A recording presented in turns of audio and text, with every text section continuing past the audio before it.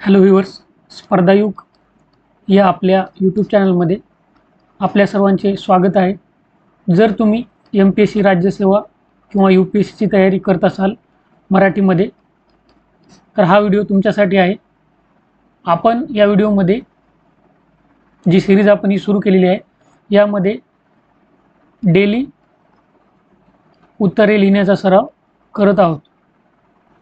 प्रश्न जे आहेत ते आपण द हिंदू, इंडियन एक्सप्रेस या वर्तमानपत्रातून म्हणजे जे एडिटोरियल येतात त्याच्यावर आधारित घेत आहोत. दररोज उत्तरे लिहिण्याचा सराव करणे खूप महत्त्वाचे आहे. त्यामुळे तुम्ही आपले व्हिडिओ दररोज पाहत जा. चला तर मग आता सुरू करूया. हे पहा, द हिंदू न्यूजपेपरमधलं हे एडिटोरियल आहे. या एडिटोरियलवर आपण प्रश्न घेतलेला आहे. त्या अगोदर तुम्हाला हे एडिटोरियल समजून सांगतो मी. तुम्हाला ते एडिटोरियल समजून घ्यायचं आहे आणि यावर आधारित मी प्रश्नाचं उत्तर कसं लिहिलं आहे हे तुम्हाला पाहायचं आहे. आणि त्यानंतर तुम्हाला सुद्धा स्वतः ते उत्तर लिहायचं आहे. तुम्ही लिहिल्याशिवाय तुम्हाला कळणार नाही. आता ही प्रॅक्टिस आपण कशामुळे करत आहोत? कारण उत्तरे लिहिण्यासाठी तुम्हाला ॲनालिसिस करणं, ही जी कला आहे ॲनालिसिसची, ती येणं खूप महत्त्वाची असते. आणि जेव्हा तुम्ही अशी प्रॅक्टिस करताना तुमचं ॲनालिसिस आपोआपच स्ट्रॉंग होत जातं. आता हे जे आर्टिकल आहे त्यामध्ये बघा सुरुवात कशी केलेली आहे. तर कैलास अर्जुन नागरे हे एक महाराष्ट्रातील शेतकरी होते, ज्यांना तरुण शेतकरी पुरस्कार मिळाला होता 2020मध्ये. त्यांनी काय केलं, त्यांचं जीवन संपवलं. आणि त्याचं कारण काय, तर सिंचन सुविधेचा अभाव. आता हे इंट्रोडक्शन देऊन जी लेखिका आहे, ही एडिटोरियल लिहिणारी, तिने सुरुवात केलेली आहे. त्यानंतर मग काय केलेलं आहे की भारतामधली स्थिती दिलेली आहे सिंचन सुविधेच्या संदर्भात. हे बघा, भारतामध्ये जगाच्या तुलनेत शेतीसाठी सर्वात जास्त पाण्याचा वापर होतो, परंतु सिंचन उपलब्धता ही भारतामध्ये सर्वात कमी आहे. आता असमर्थनीय वाढ कशी होत आहे ते लेखिकेने सांगितलेलं आहे. हे बघा, कृषी क्षेत्रामध्ये आता हे जे फॅक्ट्स आहेत ना, हे तुम्हाला नोट करून ठेवायचे आहेत, कारण हे तुम्हाला नंतर काम येणारच आहेत. तुम्हाला काय करायचं आहे, आता हा जो पॉईंट आहे हा सामान्य अध्ययन जनरल स्टडीज 3 मधला आहे. त्यामध्ये आपल्याला कृषी घटक, ॲग्रिकल्चर हा घटक येतो, त्यामध्ये हे सर्व गोष्टी येतात. तर तुम्हाला काय करायचं आहे, तर GS3 मध्ये अशी सेपरेट वही नाही करायची. GS3 मध्ये तुम्हाला agriculture, food and food processing, environment, economy, हे तुम्हाला मी नंतर सेपरेट व्हिडिओमध्ये सांगेल, परंतु असं तुम्हाला नोट्स तयार करायचे आहेत.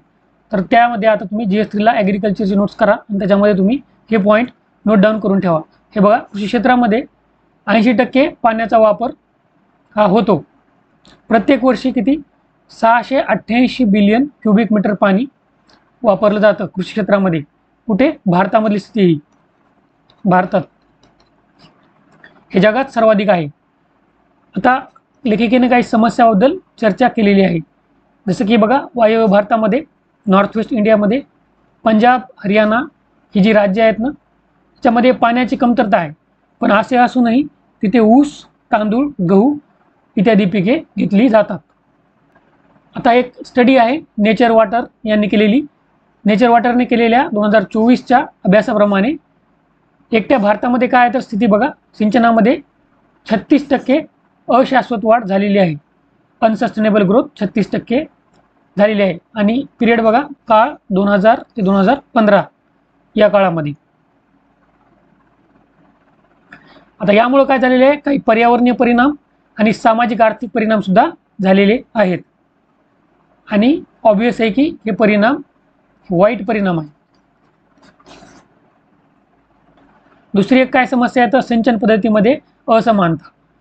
ही असमानता कशी आहे, तर जे कॅनल आणि टँक इरिगेशन असतं हे सर्वांसाठी उपयोगी असतं, परंतु ट्यूबवेल इरिगेशन, ट्यूबवेल सिंचन जे असतं ते फक्त सधन शेतकऱ्यांसाठी, म्हणजे जास्त करून फायद्याचं सधन शेतकऱ्यांसाठी असतं. त्यामुळे सांगितलेल्या सिंचन पद्धतीमध्ये असमानता. आता महिलांवर सुद्धा परिणाम होत आहे. तर महिलांवर कसं काय परिणाम होत आहे, तर जवळपास 64% महिला या कृषी क्षेत्रामध्ये कार्यरत आहेत. त्यामुळं महिलांवर परिणाम होणं साहजिक आहे. आणि क्लायमेट चेंज, हवामान बदलामुळे हा परिणाम अजून जास्त वाढत आहे. आता लेखिकेने पर्यावरणावर झालेल्या परिणामाबद्दल चर्चा केलेली आहे. त्यामध्ये हा बघा, भारत 17% भूजल साठे, भारतामधले 17% भूजल साठे जे आहेत ते प्रमाणापेक्षा जास्त वापर या कॅटेगरीमध्ये येतात. आणि 3.9% जे साठे आहेत ते गंभीर स्थितीमध्ये आहेत. तर हा डेटा तुम्हाला नोट डाऊन करायचा आहे, कारण हा जो डेटा आहे ना तो सोप्या भाषेमध्ये मी तिथं दिलेला आहे. तुम्ही आता नोट डाऊन केला ना, तुम्हाला नंतर वाचलं की लक्षात येईल हा डेटा. तसेच ऊर्जेचा अतिवापर होत आहे. मोटर वगैरे यूज करतो इरिगेशनसाठी, त्यामुळे ऊर्जेचा अतिवापर होतो. त्यामुळे काय होतं, तर कार्बन उत्सर्जन वाढतं. तर किती कार्बन उत्सर्जन वाढतं बघा, 45 ते 62% मिलियन मेट्रिक टन एवढं कार्बन उत्सर्जन भूजल पाणी, ग्राउंड वॉटर एक्स्ट्रॅक्शन केल्यानं, भूजल काढल्याने होत आहे. आणि हे किती आहे, तर आपण जेवढं कार्बन उत्सर्जन भारत करतो त्याच्या 8 ते 11% आहे. म्हणजे बघा हे किती जास्त प्रमाणात आहेत. आता असे काही कीवर्ड असतात, हे तुम्हाला लक्षात ठेवायचं आहे, कारण हे तुम्ही तुमच्या आन्सरमध्ये टाकल्यावर तुमचा आन्सर इफेक्टिव्ह होतं. कार्यरत कार्यक्षमता. आता ही जी कार्यरत कार्यक्षमता आहे, ऑपरेटिंग इफिशियन्सी जी आहे ती भारताची 38% आहे, 38%. आणि विकसित देश जे आहेत, डेव्हलप्ड कंट्रीज, अमेरिकेसारखे युरोपियन कंट्रीज आहेत, त्यांची किती आहे, 55% आहे. म्हणजे बघा किती फरक आहे. तसेच सिंचन जल उत्पादकता, इरिगेशन वॉटर प्रोडक्टिव्हिटी. त्या अगोदर पाहूया इरिगेशन वॉटर प्रोडक्टिव्हिटी काय आहे. तर पर युनिट किती पीक उत्पादन होतं, म्हणजे यील्ड किती होते पिकाची, आपण जेवढं पाणी वापरलं, म्हणजे पाणी वापराच्या तुलनेमध्ये पर युनिट पिकाचं उत्पादन किती होतं, हे म्हणजे इरिगेशन वॉटर प्रोडक्टिव्हिटी. तर हे पंजाबमध्ये तांदूळ या पिकाच्या संदर्भात जर बोलायचं झालं तर उच्चतम जमीन उत्पादकता आहे, परंतु सिंचन जल उत्पादकता ही खूपच कमी आहे. हे तुम्हाला तुमच्या आन्सरमध्ये इन्क्लूड करायचं आहे. सिंचन बाबत आन्सर आलं ना, करायचं आहे. तसंच बघा तामिळनाडूमध्ये सुद्धा ऊसाबाबत तसंच आहे, जसं पंजाबमध्ये तांदूळबाबत आहे. त्याच्यामध्ये ऊसाबाबत उच्चतम जमीन उत्पादकता आहे तामिळनाडूमध्ये, परंतु सिंचन जल उत्पादकता कमी आहे. ग्रीन हाऊस गॅसेस इमिशन, हरितवायू उत्सर्जन, तांदळाच्या पिकामुळे काय होतं, सर्वात जास्त प्रमाणात हरितवायू उत्सर्जन होतं. आता शेवटी लेखिकेने काही उपाययोजनाबाबत चर्चा केलेली आहे. तर या उपाययोजना सुद्धा तुम्हाला माहीत पाहिजे. तुम्ही नोट्समध्ये सुद्धा या उपाययोजना लिहू शकता, कारण तुम्हाला या इरिगेशन बाबतच्या, सिंचन बाबतच्या उत्तरामध्ये डायरेक्ट तुम्हाला हे लिहिता येणार. तर बघा, सिंचन तंत्रज्ञान आधुनिक करणे आणि शाश्वत सिंचन पद्धतींना प्राधान्य देणे.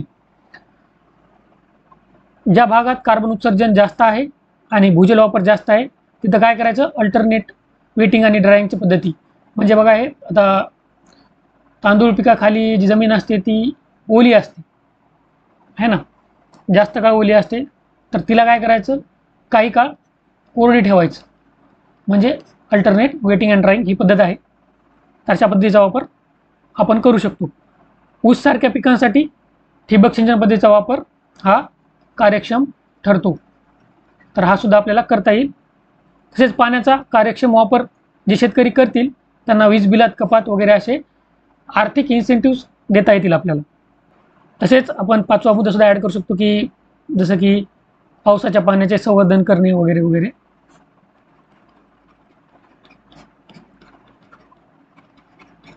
तर इतक्या मुद्द्यांची चर्चा लेखिकेने या एडिटोरियलमध्ये केलेली आहे, तर त्या आपण डिटेलमध्ये पाहिलेलं आहे. आता आपण आपल्या प्रश्नाकडे वळूया. तुम्ही उत्तर पहा. सध्या तर तुम्ही आता नवीनच व्हिडिओ तर तुम्ही उत्तर पहा, सगळा व्हिडिओ पहा.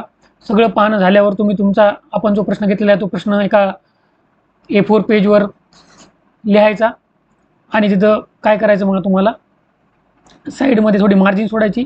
जसं आपल्याला UPSCची तुम्ही आन्सर शीट बघू शकता, तुम्ही साईडमध्ये दोन्ही साईडला थोडी अशी मार्जिन सोडायची आणि मग आन्सर लिहायला सुरुवात करायची. ठीक आहे, आतापासून सुरुवात करा. कारण आता असं नाही की तुम्ही प्रिलिम्स पास झाल्यावर अभ्यास सुरू कराल, कारण आता अभ्यास वास्ट झालेला आहे. आणि तसंच तुम्ही आता राज्यसेवाच नाही तर UPSCसुद्धा तयारी तुमची सायमल्टेनियसली होत आहे. म्हणजे तुम्ही UPSC तुम्हाला करायची किंवा नाही करायची, पण तुम्ही UPSCचा पेपर देऊ शकता आता, कारण तुम्ही डायरेक्ट मेन्सचा अभ्यास करायला UPSCच्या. त्याचा प्रश्न, आपला जो प्रश्न आहे आपण त्याला कसं पाहणार, ह्या 4 स्टेपमधून आपण त्या प्रश्नाकडे पाहणार. हे बघा, आपण काय करणार अगोदर अभ्यासक्रमाच्या कोणत्या पॉईंटमध्ये तो प्रश्न पडतो हे अगोदर पाहूया आपण. हा आपला अभ्यासक्रम आहे बघा, पेपर 6वा आहे, सामान्य अध्ययनचा 3रा पेपर आहे, GS3. यामध्ये बघा इथे तुम्हाला हा पॉईंट दिसत आहे बघा, देशाच्या विविध भागातील मुख्य पिके व पीक पद्धती, विविध प्रकारचे सिंचन पद्धती. इथे आपला हा प्रश्न बसतो. म्हणजे GS3 मध्ये आपल्याला हे आपण घेऊया, सेपरेट एक व्हिडिओ बनवूया. परंतु लक्षात ठेवा याच्यामध्ये ॲग्रिकल्चर आहे, आपल्याला कृषी आहे, पर्यावरण सुद्धा आहे, एन्व्हायरमेंट आहे, विज्ञान तंत्रज्ञान आहे, सायन्स अँड टेक्नॉलॉजी आहे, इंटरनल एक्सटर्नल सिक्युरिटी म्हणजे अंतर्गत आणि बाह्य सुरक्षा सुद्धा आपल्याला यामध्ये येतं. आपण हे सिलेबसचं डिस्ट्रीब्युशन पाहूया नंतर एका सेपरेट व्हिडिओमध्ये. सध्या आपण आता प्रश्नाकडे फोकस करूया. प्रश्न बघा काय, तर भारतातील सिंचनासाठी पाण्याचा असमतोल व अप्रभावी वापर शेती, पर्यावरण आणि ग्रामीण उपजीविकेवर दूरगामी परिणाम घडवतो. पाणी प्रशासन आणि सिंचनाशी संबंधित ग्रामीण संकटांच्या पार्श्वभूमीवर या विधानाची चर्चा करायची आहे. आता हे चर्चा करा, डिस्कस, हे काय तर हे आहे कीवर्ड. हे कीवर्ड का महत्त्वाचे आहे, तर काल आपण जो प्रश्न पाहिला होता त्यामध्ये होतं क्रिटिकली ॲनालाइज, आणि आज काय तर चर्चा करा, डिस्कस. तर जेव्हा आपण कोणत्या गोष्टीची चर्चा करतो तेव्हा काय करतो, समजा तुम्ही तुमच्या मित्रासोबत चर्चा करायला, तेव्हा समजा इंडिया पाकिस्तान जे ऑपरेशन सिंदूर झालं होतं आता त्याच्यावर चर्चा करायला, तर तुम्ही काय करणार, फक्त पॉझिटिव्ह गोष्ट बोलणार का, नाही, निगेटिव्ह गोष्टीसुद्धा बोलणार.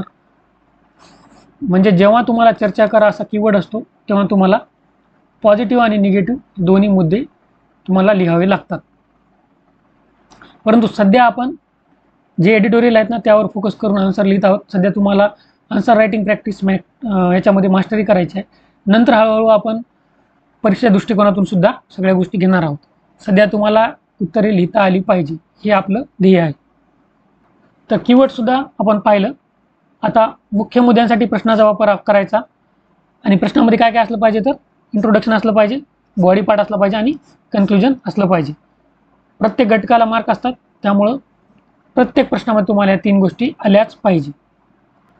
आता प्रश्नाचा वापर म्हणजे कसा बघा, आता हे बघा इथं आपण घेतलेलं आहे की भारतातील सिंचनासाठी पाण्याचा असमतोल व अप्रभावी वापर. इथं आपण काय केले, भारतातील सिंचन समस्येचे पैलू मांडलेले आहेत. आपण ज्याची चर्चा केलेलीच आहे अगोदर, हे सगळे काय काय आहेत काय नाही हे आपण पाहणार सुद्धा आहोत. हे बघा आता इंट्रोडक्शनमध्ये काय, तर 13 मार्च 2025 रोजी महाराष्ट्रातील युवा शेतकरी पुरस्कार प्राप्त कैलास अर्जुन नागरे यांनी सिंचन समस्याकडे दुर्लक्ष केल्यामुळे आत्महत्या केली. ही घटना भारतातील सिंचन तणावाचे गंभीर वास्तव समोर आणते. भारत जगातील सर्वाधिक भूमिगत जल वापरणारा देश असूनही इथे पाण्याचा असमतोल, अतिउपसा आणि सिंचन कार्यक्षमतेतील कमतरता ही ग्रामीण शेतकऱ्यांसाठी मोठी अडचण ठरते. हे झालं आपलं इंट्रोडक्शन. आता बॉडी पार्टमध्ये बघूया. तर हे मुद्दा भारतातील सिंचन समस्येचे पैलू. याच्यामध्ये आपण पहिला पैलू घेतलेला आहे असमतोल व उपलब्धता. याच्यामध्ये काय काय पॉईंट आहेत बघा. सिंचनाचा लाभ प्रादेशिक आणि सामाजिकदृष्ट्या असमान आहे. चर्चा आपण केलीच आहे, जसं की वायव्य विभागामध्ये बघितलं आपण, पंजाब, हरियाणा वगैरे राज्यामध्ये कसं पाणी जास्त वापरलं जात आहे, आणि इथं कसं सिंचन तुम्हाला जास्त प्रमाणात पाहायला मिळतं. तसंच हे बघा, कालवा व टाकी आधारित सिंचन जे आहे, कॅनल व टँक इरिगेशन जे पाहिली होती पद्धत आपण, त्यांचा वापर जो आहे तो घटत आहे आणि ट्यूबवेल किंवा बोरवेल सिंचन वाढले आहे, जे फक्त संपन्न शेतकऱ्यांनाच लाभदायक ठरते, याची सुद्धा आपण चर्चा केलेली आहे. महिला व छोट्या शेतकऱ्यांना सर्वाधिक फटका बसतो, कारण भारतात जवळपास 64% महिला या कृषीमध्ये गुंतलेल्या आहेत. अतिउपसा आणि भूजल घट. भारतात 17% भूजल स्रोत जे आहेत ते अतिउपसल्या स्थितीत असून 31.9% क्षेत्र दबावाखाली आहे. जलस्रोतांचे अस्थिर व धोरणविरहित वापर दीर्घकालीन पाणी सुरक्षेला धोका निर्माण करते. कार्यक्षमतेतील कमतरता व कमी सिंचन उत्पादकता. भारतातील सिंचन कार्यक्षमता केवळ 38% आहे, तर विकसित देशात किती आहे तर 55 ते 60% आहे. हे सुद्धा आपण पाहिलं होतं. ऑपरेटिंग इफिशियन्सी, कार्यरत कार्यक्षमता आपण पाहिली होती. पाण्याचा जास्त वापर करणाऱ्या पिकांचे अतिउत्पादन जसे की तांदूळ, ऊस ही समस्या अजून वाढवते. ठीक आहे. पर्यावरणीय व आर्थिक परिणाम. परिणाम काय पर्यावरणावर यांची सुद्धा चर्चा केलेली आहे. बघा, ट्यूबवेलवर आधारित सिंचनामुळे भारताच्या एकूण कार्बन उत्सर्जनापैकी 8 ते 11% किती होतं आपण बघितलं होतं कार्बन उत्सर्जन, तर 45 ते 62% मिलियन मेट्रिक टन एवढं कशामुळे होत होतं. आपण ऊर्जा वापरतो, मोटर वगैरे, कारण जे ग्राउंड वॉटर एक्स्ट्रॅक्ट करतो आपण ट्यूबवेलमधून सुद्धा, वॉटर जर काढायचं असेल विहिरीमधून आपल्याला, तर आपल्याला मोटर वापरावी लागते. त्यासाठी आपल्याला काय लागते, वीज लागते. ठीक आहे. त्या विजेसाठी एवढं दिलेलं आहे. आपण किती कार्बन उत्सर्जन करतो तर इतकं करतो, 8 ते 11% पूर्ण आपल्या भारताच्या कार्बन उत्सर्जनापैकी. आणि सांगायचं झालं तर एक्झॅक्ट 45 ते 62 मिलियन मेट्रिक टन. आता जसं प्रश्नात विचारलेलं आहे, संस्था व प्रशासनामध्ये काय उणिवा आहेत ते सुद्धा आपण चर्चा इथं केलेली आहे. केंद्र व राज्यांमध्ये समन्वय नाही, याचं उदाहरणंसुद्धा तुम्ही देऊ शकता. जसं जसं आपण पुढं आन्सर लिहित जाऊ तसं तुम्हाला हे उदाहरणं तोंडपाठ होऊन जातील. सध्या तुम्ही आता एवढंच लक्ष द्या. पाणी वापर हक्क, परवाने, भूजल वापर नियंत्रण यांचा अभाव. ठीक आहे. लोकसहभागावर आधारित पाणी व्यवस्थापन कमी प्रमाणात राबवली जाते. उपाययोजना काय करता येतील याचीसुद्धा चर्चा आपण करूया, कारण आपण डिस्कस करत आहेत. तर आपण आता निगेटिव्ह गोष्टींची चर्चा केलेली आहे, काही पॉझिटिव्ह गोष्टींसुद्धा चर्चा करूया. पाणी प्रशासन आपल्याला बळकट करता येईल, एकात्मिक जल व्यवस्थापन राबवता येईल, पाणी वापर संस्था, वॉटर युजर असोसिएशन स्थापन करून लोकसहभाग वाढवता येईल, पाण्याचे मागणी आधारित वितरण हिशोबाने आपल्याला करता येईल, सिंचन कार्यक्षमतेत सुधारणा करता येईल, ठिबक व तुषार सिंचन पद्धतीने आपल्याला प्रोत्साहन देता येईल, अचूक शेती प्रिसिजन फार्मिंग जे आहे व हवामानावर आधारित आपण पीक नियोजन करू शकतो, पीक विविधीकरण, क्रॉप डायव्हर्सिफिकेशन आपण करू शकतो, पाण्याची कमी गरज असलेले जे पिकं आहेत त्यांना आपण प्रोत्साहन देऊ शकतो, जसं की मिलेट्स, कडधान्य, त्यांना पाणी कमी लागतं, तर याचासुद्धा आपण वापर करू शकतो. MSP आहे, किमान आधारभूत किंमत आहे, किंवा जी सबसिडी देतो आपण खतावर वगैरे, तर त्या शाश्वत पद्धतीनुसार ठरविणे, हे सुद्धा हा सुद्धा एक मार्ग आहे. हवामान सुसंगत व तंत्रज्ञानावर आधारित सिंचन, तंत्रज्ञानाचा वापर करता येईल आपल्याला.